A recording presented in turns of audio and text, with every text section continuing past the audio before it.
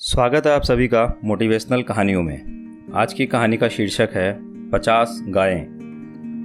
एक बार एक संत हुआ करते थे। वह एक गांव में अपनी गौशाला चलाते थे। वहां तकरीबन 50 गायें थी। वहीं उसी गांव में एक बड़ा दुखी आदमी था। वह हमेशा किसी न किसी समस्या से परेशान रहता था।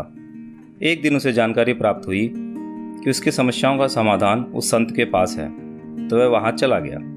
संत से मिलने के बाद उसने अपनी समस्या सुनाई और कहा कि मैं अपने जीवन में आने वाली समस्याओं से परेशान हूँ। एक से छुटकारा मिलता है तो दूसरी खड़ी हो जाती है। हर तरफ समस्या ही समस्या है।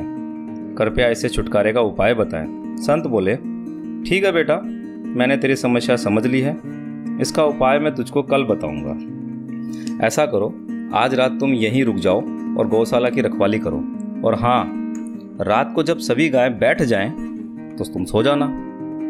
संत सोने चले गए और वह व्यक्ति गौशाला की तरफ। अगली सुबह संत ने उस व्यक्ति को बुलाया और पूछा, तुम्हें रात को नींद अच्छी आई होगी?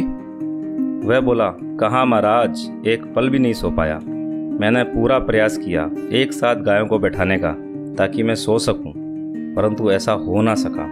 कुछ गायें स्वतः बैठ गई, कुछ को मैंने प्रयास करके बैठा दिया, कुछ तो प्रयास के बाद भी नहीं बैठी, परंतु कुछ समय बाद स्वतः बैठ गई, तो कुछ वापस खड़ी हो गई। बस पूरी रात यूं ही बीत गई।